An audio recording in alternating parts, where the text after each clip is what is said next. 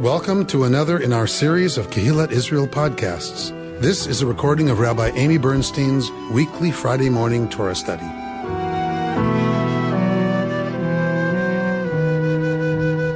We're going to look at Bechukotai, and it is a biblical, stylistic, literary device, what we're looking at. That's important to remember. This is a literary device that is used in the ancient world. We have blessings and we have execrations. Execrations.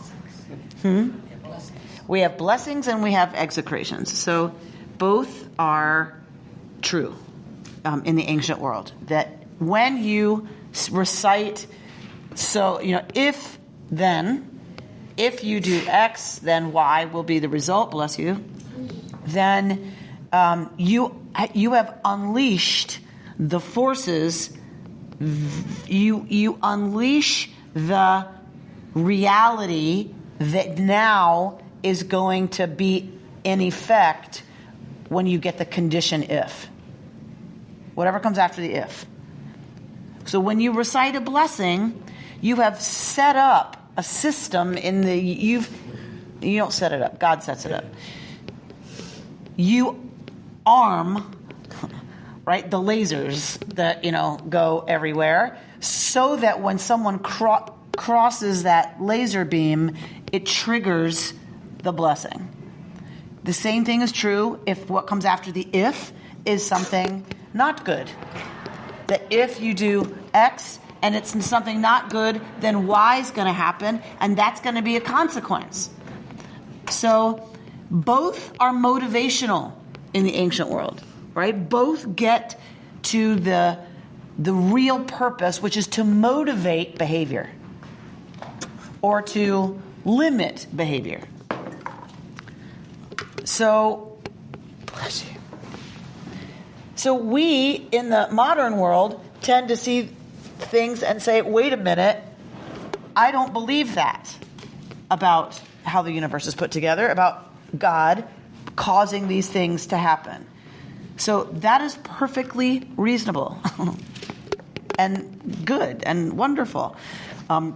We also just need to treat this text in its own context and then figure out what about this, what from this we want to take with us. As always, that's our job. And I've brought for you, we're going to spend a lot of time in other people's renderings of this text, because I think it's really important to see how that's done with integrity, with real integrity, about the ultimate meaning of this that is timeless and eternal. It is not the theology that's timeless and eternal. Mordechai Kaplan said that what we have as a people is an evolving religious civilization. That's the definition of Reconstructionism. We are an evolving religious civilization. And evolving means it changes. And so Kaplan said you can't ever locate the consistency across 3,000 years in Jewish theology. It's impossible, because Jewish theology has continued to evolve over 3,000 years. And that is not consistent. So how we would look at the theology represented here and compare it to our own, we're going to see a very big gap, a very big evolution, a very big difference. And for Kaplan, he really celebrated that, right? And wants us to be able to celebrate that. That means, however, that we need to root ourselves in the worldview of the Jewish people and see what it means for us today. So we're going to look at chapter 26 of the book of Leviticus. We are coming to the end of Leviticus. Page 767. Thank you. So we are closing out the book of Leviticus. We are closing this whole set of instructions for the priests, for the people to know what the priests are supposed to be doing. We're closing all of that out. That's what this is. This is the seal on everything that's gone before it. All of the instructions, right, about how to live in right relationship with the godly force in the universe. This is what caps the whole thing. All right, somebody read at 3. If you follow my laws and faithfully observe my commandments, I will grant your rains in their season, so that the earth shall yield its produce and the trees of the field their fruit. Your threshing shall overtake the vintage, and your vintage shall overtake the sowing. You shall eat your fill of bread and dwell securely in your land. I will grant peace in the land, and you shall lie down untroubled by anyone. I will give the land respite from vicious beasts, and no sword shall cross your land. Your army shall give chase to your enemies, and they shall fall before you by the sword. 5 of you shall give chase to 100, and 100 of you shall give chase to 10,000. Your enemies shall fall before you by the sword. I will look with favor upon you and make you fertile and multiply you, and I will maintain my covenant with you. You shall eat old grain long stored, and you shall have to clear out the old to make room for the new. I will establish my abode in your midst, and I will not spurn you. I will be ever present in your midst. I will be your God, and you shall be my people. I am your God who brought you out from the land of the Egyptians to be their slaves no more, who broke the bars of your yoke and made you walk erect. Okay.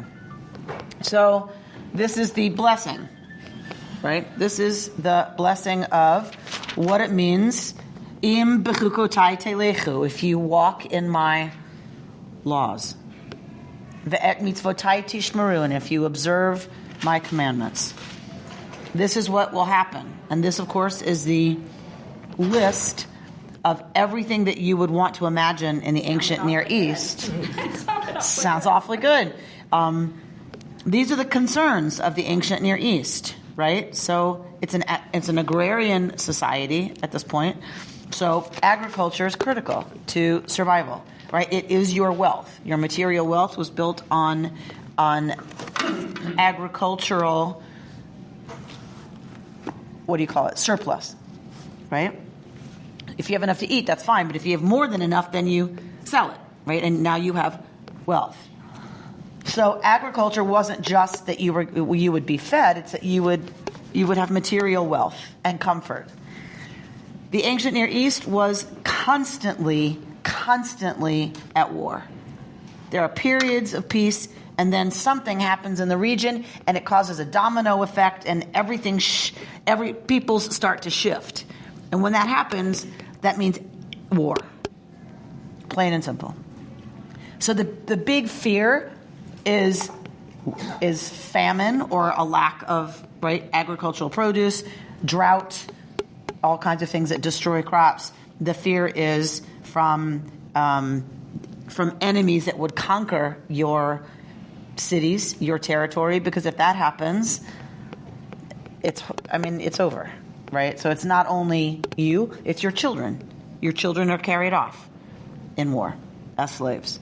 And we know what happens to children as slaves. So these are the basic fears that motivate, and the basic rewards, right, that motivate a society in the ancient Near East. So it's beautiful, like you said, beautiful language. I will look with favor upon you and make you fertile. You need children. You need people to work the land. You need large families to sustain the community. And I will maintain my covenant with you. So we get at Briti, the Hakimoti at Briti, I will continue to cause to be established my covenant with you.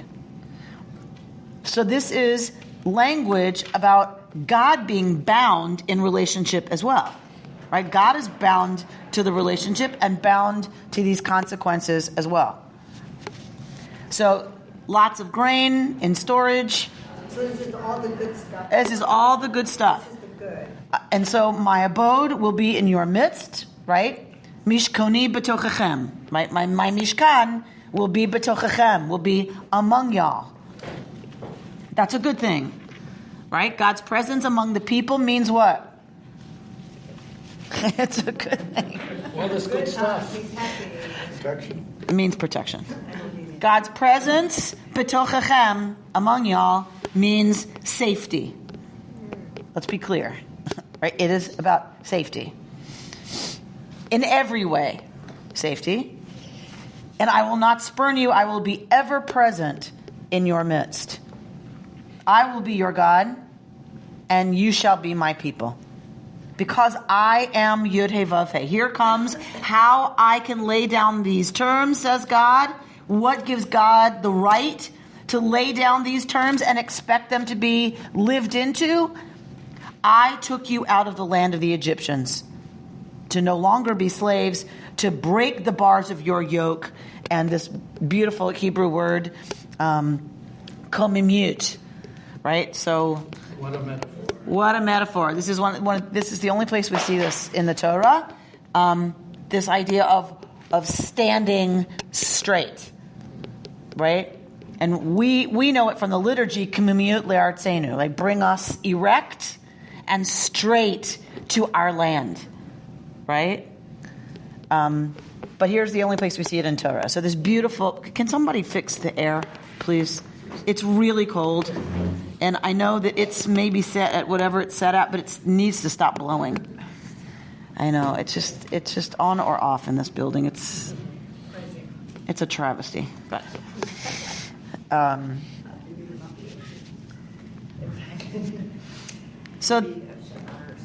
So this is exactly what you want to have happen. This is the blessing. This is the big, formal, amazing recitation of, if we walk in God's ways, this is what we can expect.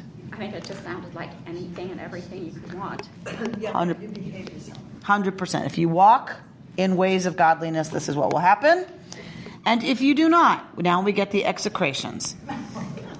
They are longer than the blessing.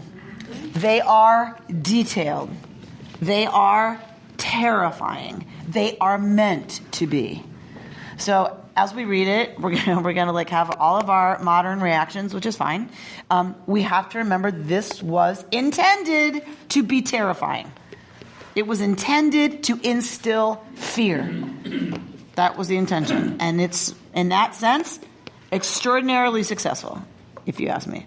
Is this where the liturgy and the morning prayer comes from? So we have two versions of blessings and curses.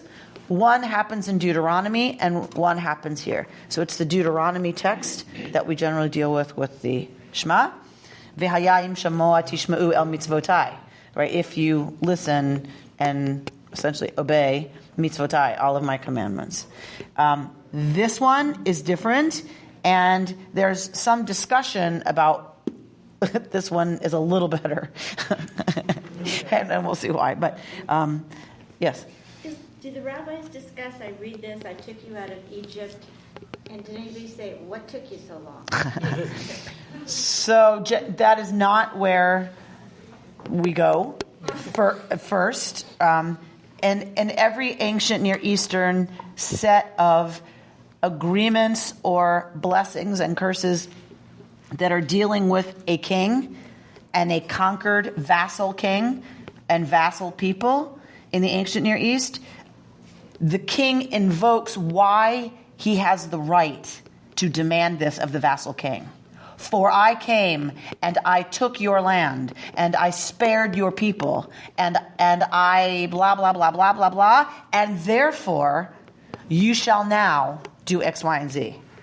So this is exactly that formula. The radical move in the ancient Near East of the ancient Israelites is, who is the king? God. That is a radical move. But the language, the language is the same as the language in the ancient Near East for all of these covenantal agreements. This is formulaic. When you're going to have a covenant, when you're going to make the agreement, this is the formula. And so the reconstruction, right, the revolutionary move is that it's, I am Yud-Heh-Vav-Heh. So in the imagination of the Israelites, God claims absolute right to their fealty because it was God, God's self, who did these things for them. That is a big move, that there's no earthly power that has ultimate claim on their loyalty. It is, right, God. And the king would be very clear. If you do not pay your taxes, if you are found to be in alliance with any other king, here's what's going to happen. So this is absolutely formulaic. All right. So and of course in the story itself, in Exodus, the question is, what changed? 400 years, all of a sudden, God took note of the suffering of the Israelites, right? So we have a whole discussion in the Midrashic literature, 100%, about all of a sudden, Mapiton. No. What now? What happened? Right? And there's lovely, lovely Midrashim, very powerful Midrashim. I'll just quickly give you my favorite, which is that God intervenes, that God took note of the plight of the people, comes right after we're told that the people cried out. There was a tza'aka, a loud, wailing cry from the people. And so there's lots of rabbinic writing about until human beings until human beings are outraged and lift up their voices together to oppose oppression and to speak out against suffering, God can't do anything. God couldn't act until we cried out, and then God could respond. Right? Then the chemla, then the rachmanut, then the divine empathy and compassion could be ignited. But not as long as we're ready to accept the status quo. So there's some really beautiful, that kind of, of literature and philosophical reflection on what does it take to shift empires of evil, to shift the reality on the ground. 14. Somebody? But if you do not obey me, and do not observe all these commandments, if you reject my laws and spurn my rules so that you do not observe all my commandments, and you break my covenant, I in turn will do this to you. I will wreak misery upon you, consumption and fever, which cause the eyes to pine and the body to languish. You shall sow your seed to no purpose, for your enemies shall eat it. I will set my face against you. You shall be routed by your enemies, and your foes shall dominate you. You shall flee, though none pursues. And if for all that you do not obey me, I will go on to discipline you sevenfold for your sins. And I will break your proud glory. I will make your skies like iron and your earth like copper, so that your strength shall be spent to no purpose. Your land shall not yield its produce, nor shall the trees of the land yield their fruit. And if you remain hostile toward me and refuse to obey me, I will go on smiting you sevenfold for your sins. I will loose wild beasts against you, and they shall bereave you of your children and wipe out your cattle. They shall decimate you, and your roads shall be deserted. And if these things fail to discipline you for me, and you remain hostile to me, I too will remain hostile to you. I in turn will smite you sevenfold for your sins. I will bring a sword against you to wreak vengeance for the covenant. And if you withdraw into your cities, I will send pestilence coming among you, and you shall be delivered into enemy hands. When I break your staff of bread, 10 women shall bake your bread in a single oven. They shall dole out your bread by weight, and though you eat, you shall not be satisfied. But if despite this you disobey me and remain hostile to me, I will act against you in wrathful hostility. I, for my part, will discipline you sevenfold for your sins. You shall eat the flesh of your sons and the flesh of your daughters. I will destroy your cult places and cut down your incense stands, and I will heap your carcasses upon your lifeless fetishes. I will spurn you. I will lay your cities in ruin and make your sanctuaries desolate, and I will not savor your pleasing odors. I will make the land desolate so that your enemies who settle in it shall be appalled by it. And you I will scatter among the nations, and I will unsheath the sword against you. Your land shall become a desolation, and your cities a ruin. Okay, so can I just say something, please? Seriously, I'm looking school right now. Yeah. I just created a little meditation space in my house, and I put incense in it. And I have a Buddha because I just heard about a saying that Buddha said, and I'm not praying to it, it's just my meditation space. But I'm like, oh my God, I should leave now and go and like take it apart. It's all your fault. I know, right? We're good. We're good. It sounds like everything here is going on in the world right now. That's what's scary.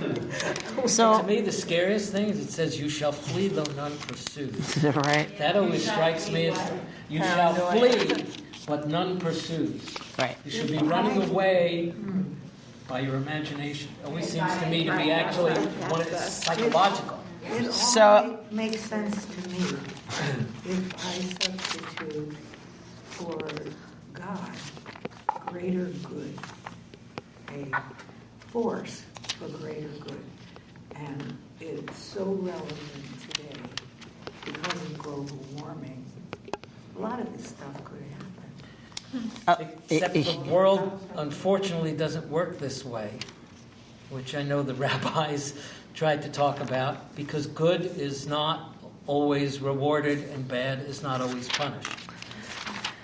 But what is Sorry to tell you that. But what is good and what is bad? That's In which the question. world? Even, no, So who's conscious? In there's which something in the world? Pirkei Avot that says it's beyond our understanding to explain the happiness of the wicked or the suffering of the righteous. Right, that's why I said We all know essentially which good world. people who have terrible things happen to them, and apparently not so nice people have good things happen. So we have two things on the table, right? Our two responses, right? They were automatic, right? They were absolutely instinctual, right? I didn't even say anything, and already here it goes, right? We have this response to this text. That is the point. P.S., right? The point was for the text to evoke something in the people who heard it. So it still evokes something in us. Right? We get it, that this touches on what is true all the time. Is it terrible, terrible things happen in the world? Given that, human beings, because we are meaning-making creatures, try to figure out what is our relationship to the fact that terrible, awful, awful things happen. And so there's two things that I hear on the table. One is what Bert is saying, which is we no longer, as progressive Jews or progressive people of faith, locate the causality in God, the justice in God. We don't, right? We don't say it's justice, it's fair. If you behave, well, and you're a good person, good things will happen to you and you'll live a long, healthy life. And if not, not. That's always been a problem. Theodicy has always been an issue. The defense of God, right? The defense of, wait a minute, he's 7. How do you explain brain cancer in a 7-year-old because they deserved it somehow? In the ancient Near East, the only way you could have a just God who's at the root of all of that is to say there was collective responsibility, not individual responsibility, which is where we get a little confused. So to your point, Bert, biblically, how do you answer the fact that some people are good and terrible things happen to them? Because there is a collective. It's not about the individual. That collectively we've done something wrong, and so one of our 7-year-olds has a brain tumor. It is not an individual, right, understanding of direct cause and effect. It is communal. Bless you. So that's very different from Christianity. We haven't seen to it that enough research is funded and done for cancer, etc. So on the one hand, we have the whole issue of we no longer locate the cause or the effect of these things in God. We move to where Sarah is.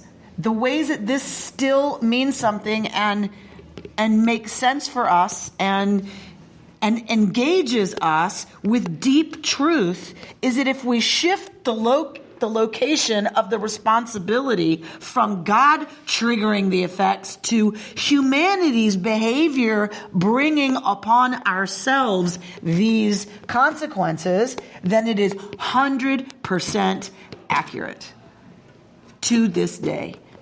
Because we are putting all kinds of crazy things into the water and into our food, we have cancer at alarming rates.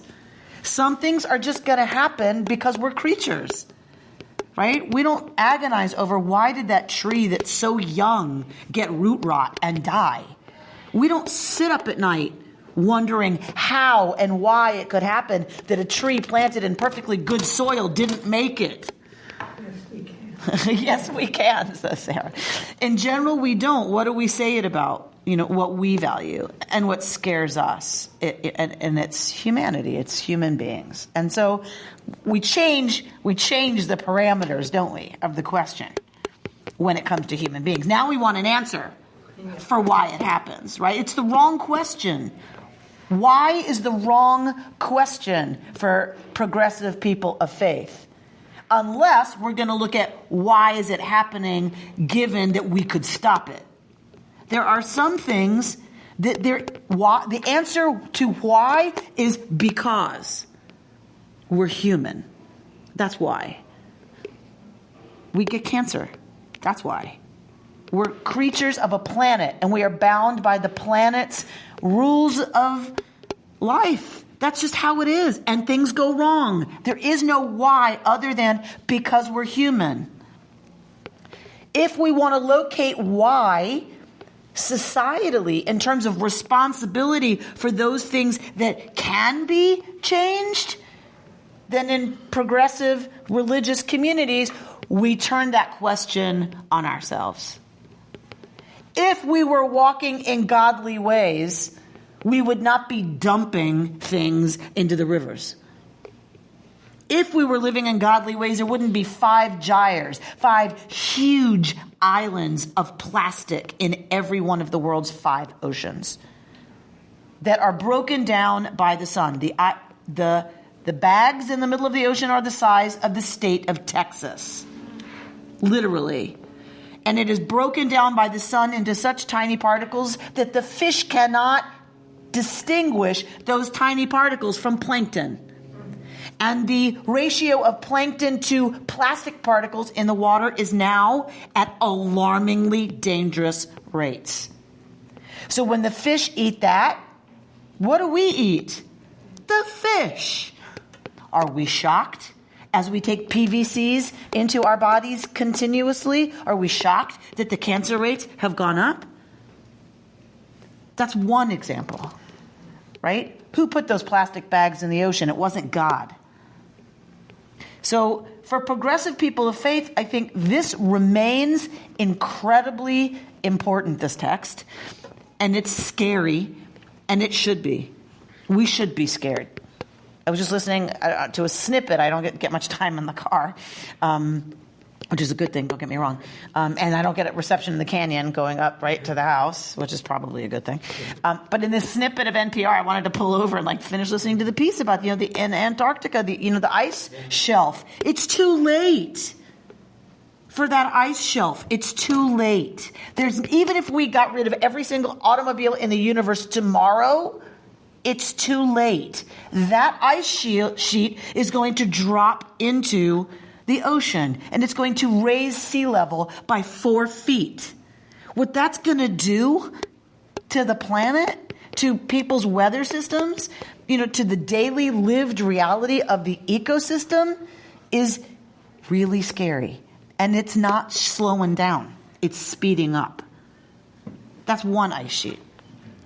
So that this was terrifying, we understand that to locate that in God as the cause is not helpful. And that is not our theology, nor do we want to go anywhere near that understanding of the universe. And I believe at our peril do we ignore what this should elicit from us, which is a collective gasp of, uh-oh. Right? Literally, OMG. In the Hebrew, is these Is this in the singular or the plural? What? The you. Y'all. It's plural. Yes. So it's clearly addressed to the community. Clearly addressed to society, to the community. Pam? It always stands out to me that the blessings are one thing, and that the curses keep getting 7 times worse, 7 times worse. And I always kind of think of, if I have to wake someone up, I might come into the room and go, sweetheart, and you wake up, and then if no reaction, you maybe a little louder, maybe shake them a little, sweetheart, get up, and still nothing. You might get a bucket of water and pour it on them to wake up. Yeah. And that's how I kind of see this, that we're getting these, or what you're describing, that the ball is rolling down the hill, and over here we can maybe stop it, but down there it's getting worse and bringing more. And so that's kind of how I view these. It takes a lot to get our attention. Yeah. It takes a lot. Yeah. But there's also the opportunity at each point to turn it around. To turn around, to do tshuva.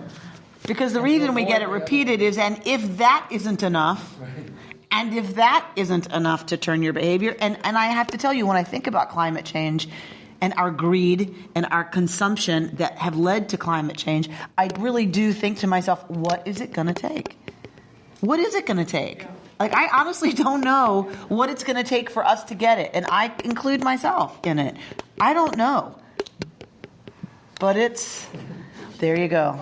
Thank you, Laura, for that demonstration of, right, how much, if you watched our movie at Hanukkah, by the way, we, the Tikkun Olam Committee has tied Hanukkah to environmental causes, right, that one cruise of oil should last 8 times as long as it does right now.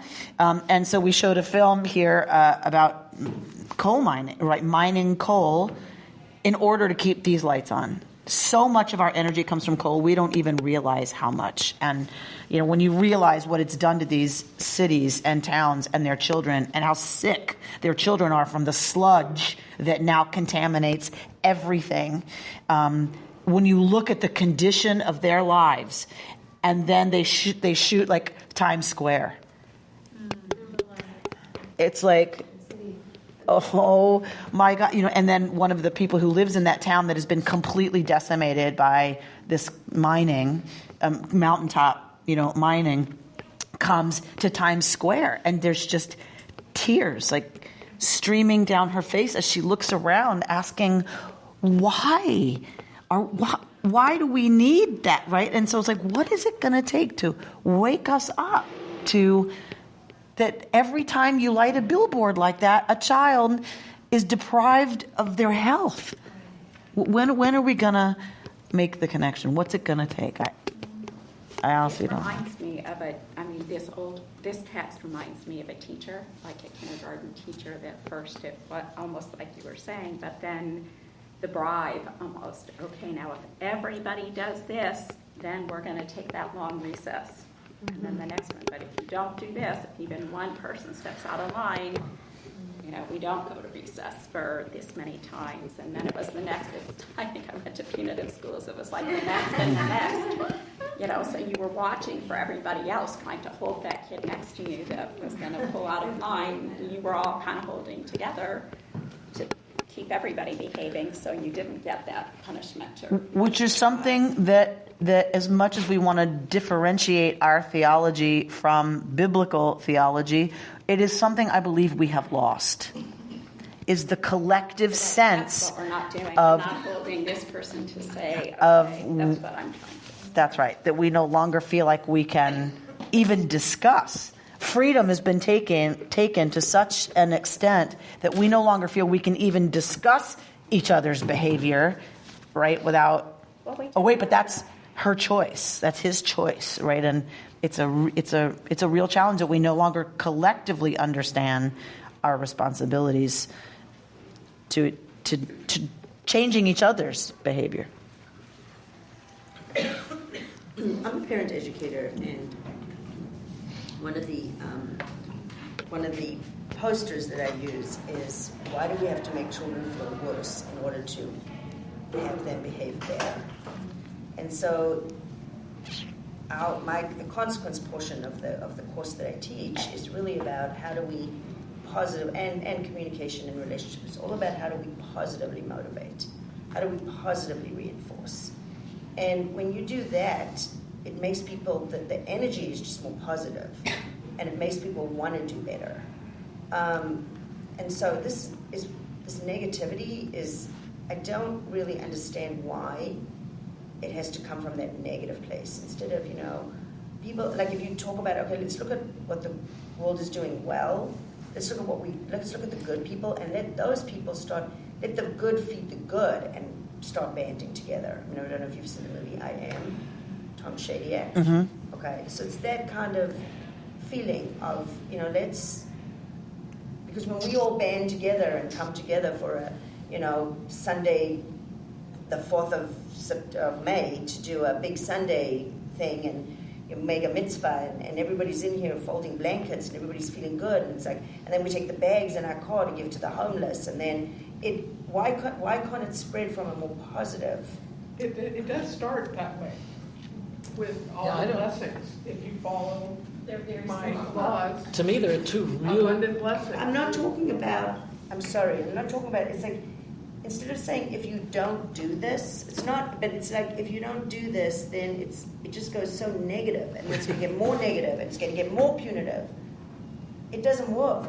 I was a district attorney. I can tell you, I worked in the jail system. It doesn't work. All right, Ruth is trying to say something. I don't know. Ruth is talking. I think that many people are more motivated by fear than they are by blessings. Like good feelings? Certainly, fear is one way to wheel people together into a group, and you just have to look at the history of the United States. With each wave of immigration, there has been fear about the new immigrants that are coming. They will take away jobs, they will blah, blah, blah, blah. And there is collective fear that is engendered very often by people who want to wield it for their own purposes as a source of power. And that's the problem, and then it divides us instead of unites us. I think it's the way our brains are wired with the amygdala. We react to fear stronger than we react to things that are safe, because we don't have to react to things that are safe. If something threatens us, we react. If something's safe, we don't. So it's the way our brain, it's the way Linda has it's a way we're wired. So interesting to hear you speaking, because my son who's in 10th grade just asked me the other day, Mom, what do you think is a bigger motivator, fear or love? Because he said, because the teachers I'm afraid of, I work harder for. And we talk about it, and there's this whole field of positive psychology now that talks about how we are programmed to respond to fear. That it's an ancient part of our brains, because it was a survival technique. If you were afraid, you ran faster, and if there was some real ultimate threat on the horizon. But the idea of positive psychology is trying to turn it around to where people are motivated by love, and to start kind of developing the other parts of our brain. The idea being that our brains have not evolved as fast as our social consciousness. So anyway, we had this whole conversation about it, but he still said to me at the end, but you know what, Linda? It's the professors that scare me, that make me work hard. But you know what? Because can I tell you what the problem with that is? Because he hasn't been taught how to be intrinsically motivated. Right. He's working for the professor instead of for himself. But that's and what if he had been taught, judge. I think that it's true. Right. If he was in an environment, see, my kids are in an environment where they are not scared at all of their teachers at all, and they work really hard because it makes them feel good inside. The results that they get, and they're in a home where they're positively reinforced, because they feel good about what they've done. When they bring me something and go, Mom, what do you think? I say, what do you think? How does that make you feel about how you worked on that? So one of the things, a couple of things. One is, hopefully, our brains will continue to evolve. And hopefully, we will continue to influence that in a way that we will more and more be motivated and rewarded intrinsically for the good and the safe and the loving and the positive and the joyful. What we're leaving out of the equation is human greed. And greed drives most of the inequity in this world, and it is a very real motivator for many people, us included. And our desire for ease and comfort and pleasure, our willingness to do whatever we need to acquire that, drives a lot of behavior that is destructive. So when we talk about fear or love, which is more powerful, it's sort of, that's one part of the conversation. But the other conversation is what will effectively challenge greed? And right now, it's not love. Right now. Hopefully, we are moving in that direction. Hopefully, our limbic system will catch up. But right now, even I would say, greed is not challenged enough yet by commitment to things like sharing our abundance equitably. We want our SUVs more than we want other people to be able to live healthfully in a town where there's strip mining. That's the reality that we're dealing with as a human society. It's sad and it's scary and it's real. And those of us who believe that there is another way to do it continue to engage with these texts and in these conversations to try to get at how can we motivate our community anyway. That's what we can start with, is us.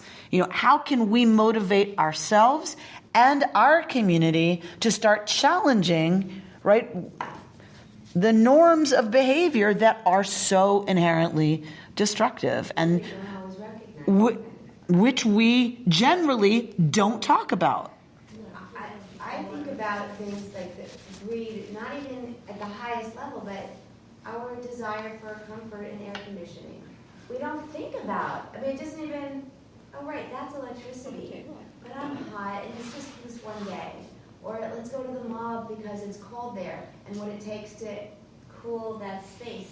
There are things that we don't think of as being excessive. They're not, they're part of our everyday. And so those kinds of things, keeping, but I drive a Prius, but you could walk. What kind of sacrifice is required to stop whatever is maybe unstoppable now with our climate in that context? But can I just step back a second? Because I actually wouldn't agree that it's greed. I would agree that it's lack of education. I did not know that driving my SUV is killing some kids in the. I didn't know that. So then again, contributing more climate change. And so, right, in general. I think it's education. All of us living in these, this world, we're all contributing. Like, unless we go to a log cabin somewhere and grow our own food, we're all contributing to the problem. Right. So when it's about somebody far away, there are things we don't know. But when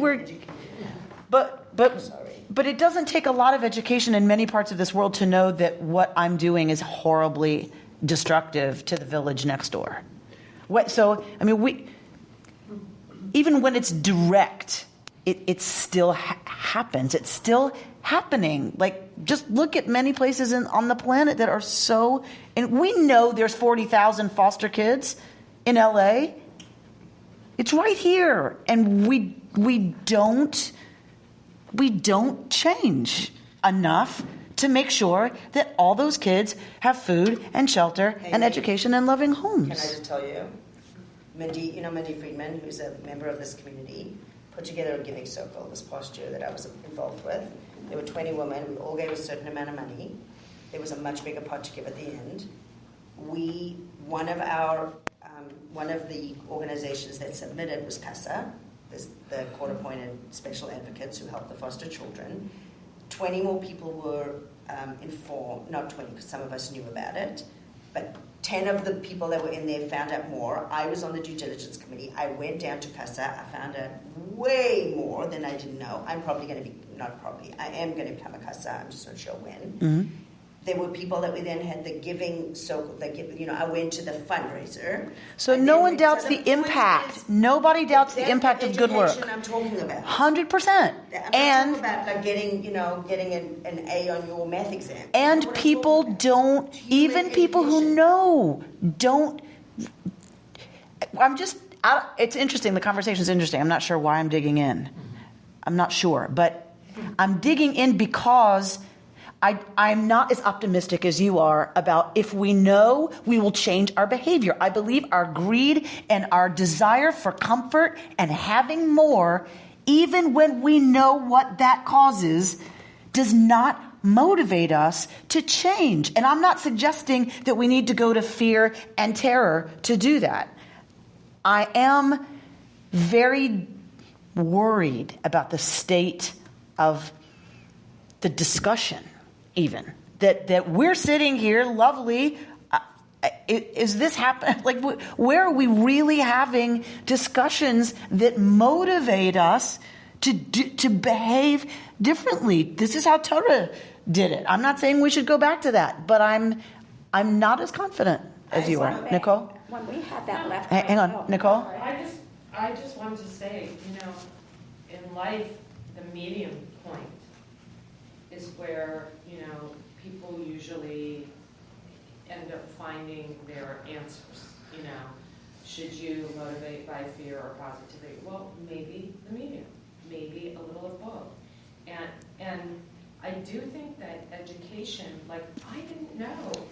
I know, I consider myself a well-educated woman, but I didn't know that there is an amount of plastic in the ocean that is the size of the state of Texas. I had no idea.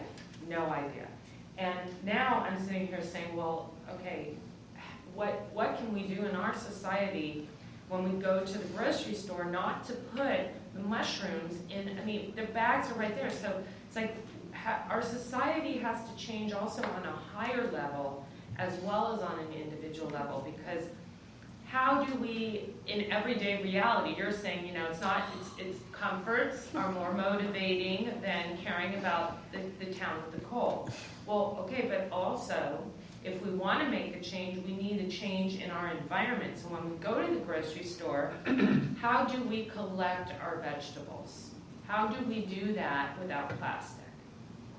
Because that's what it takes. You can't have those round plastic things anymore.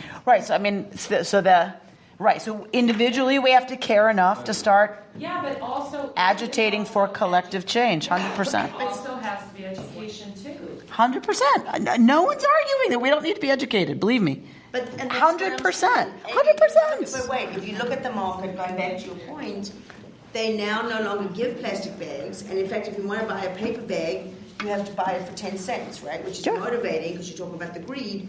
That they do have plastic. I know what you're talking about, but I'm saying now at the checkout. But what I'm saying is this to me, and I was in a conference with Dr. Dan Siegel at UCLA, who talks about the we. There's me and there's you, and there's on the me and the we and the we. And we have to all be a collective conscious. And so there's people who are recognizing this, and part of that, and that's part of what I'm saying. And so I stood up in a room of 1,000 people, and I said, listening to you is depressing, because what can I, me, little person, me, do for all of these ills in the world? And he said, don't ask how you can save the world, ask how you can serve the world. In Bechukotai I, it's very clear. We've known this for 3,000 years. Okay. We've known this for 3,000 years. You must start with your life. Right. And so every little thing, just say that. And then there's hopefully it has a ripple effect. Right. So, we're going to come back to the text.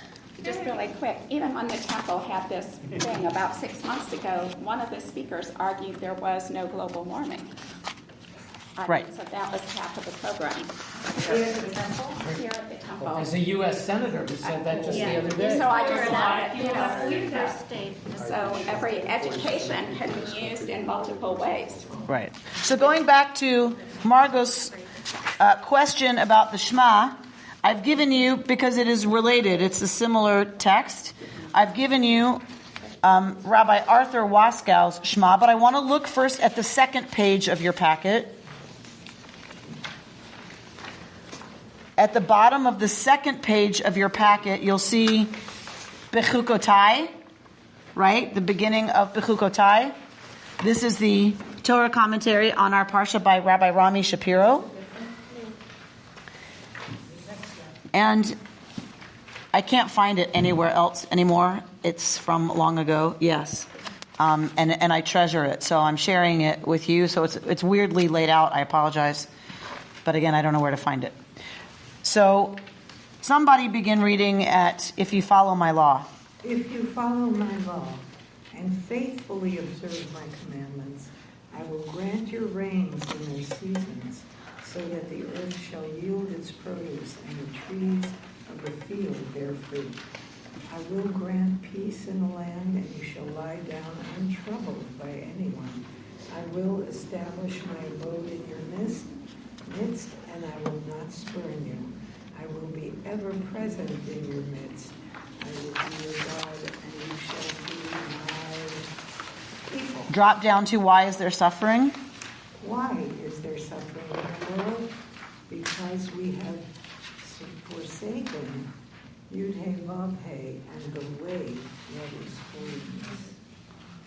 There are two types of suffering in the world: natural and unnecessary. Natural is suffering that which arises from the way of nature. Even if we could eliminate all carcinogens, even if we could cease to promote illness through our diet and our lifestyle, still there would be old age, disease, death. Still there would be suffering. But how much of what ails us physically, emotionally, spiritually is not of nature but of our own making? This is unnecessary suffering. This is suffering produced by greed, pride, jealousy, hatred. This is suffering that arises because we have forgotten unity and imagine that we are adrift and at war in a hostile world. The land knows no boundaries. The earth has no politics. Continents wage no wars. We do these things. And they seem natural to us. They seem to be rational responses to the world that we find all about us. But they are not natural. They are perverted and make sense only in the perverted world we have created for ourselves. Go on.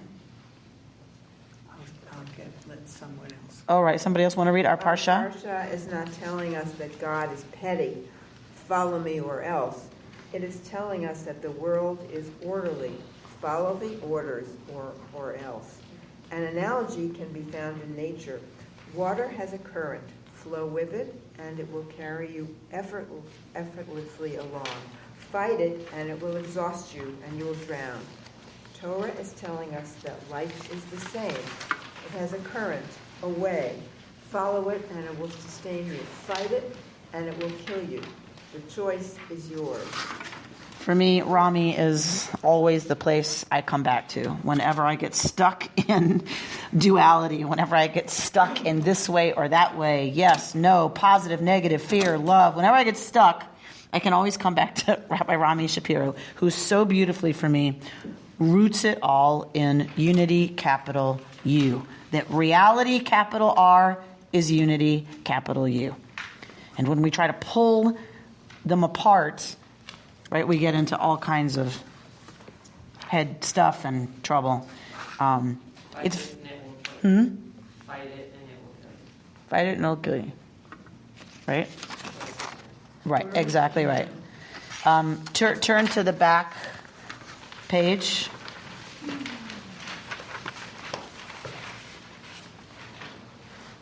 Choose the way of harmony, interdependence, and you will find peace even in the midst of strife. Choose the way of arrogance and discord, and you will find misery even in the midst of joy. You shall flee though none pursues. Is there a greater punishment than this? those who imagine the world to be other than they, those who see only the stranger, sense only their own estrangement. They are pursued in their own minds, in their own hearts. In fact, there is only reality, only the unity of I and thou and the oneness of Yud-He Vav-He. But if we imagine it otherwise and live out our fictions, we will imagine the stranger, imagine the pursuer, imagine ourselves pursued. And we will be pursued by our own fear and greed and ignorance. We cannot escape this pursuit, and while it is all of our own making, it will destroy whatever happiness was to be our lot. Let's look at Rabbi Arthur Waskow.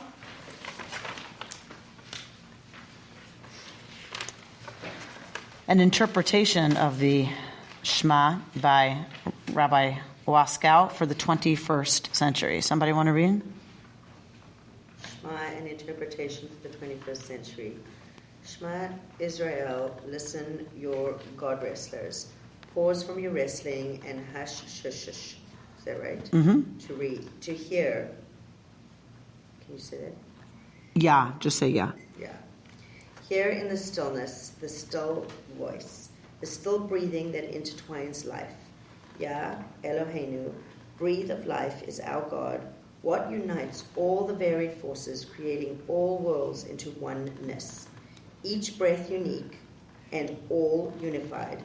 Yah Achad, Yah is one. Listen, you God wrestlers. No one people alone owns this unity force. Yah is one. So is the gates of our cities, where your own culture ends and another begins, and you halt there in fear. Here we speak the same language, but out there is barbaric. They may kill without speaking.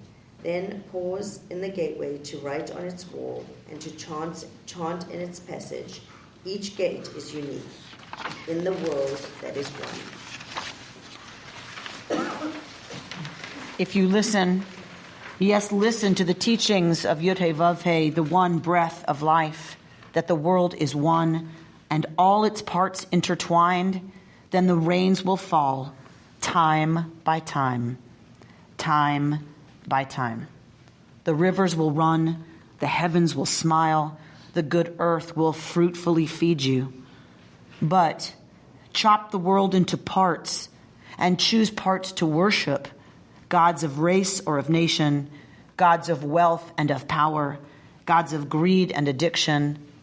If you do and you make and produce without pausing, if you do without being, then the rain will not fall or will turn to sharp acid. The rivers won't run or flood homes and cities. The heavens themselves will take arms against you. The ozone will fail you. The oil that you burn will scorch your whole planet. And from the good earth that the breath of life gives you, you will vanish. Yes, perish. So on the edge with yourself, take care to weave fringes, threads of connection. So you end not with sharpness, a fence, or a wall, but with sacred mixing of cloth and of air, a fringe that is fuzzy, part yours and part God's. They bind us together, make one from our oneness, good fringes, good neighbors, deep mirrors, true seeing.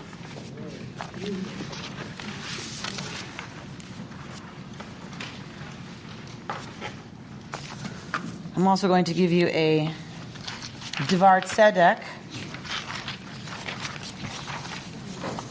and a commentary by Rabbi Lawrence Hoffman talking about the theology of this Parsha, but I want to give you the Dvar Tzedek from AJWS, American Jewish World Service.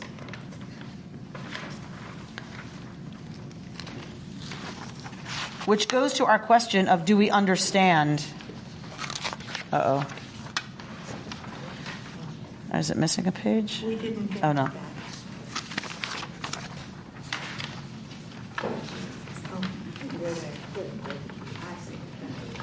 We apologize for how that was stated. Yeah, our machine has an interesting orientation.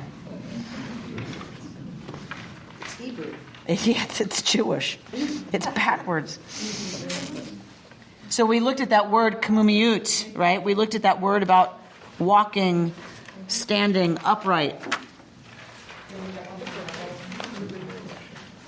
So drop down to where it says a midrash explains.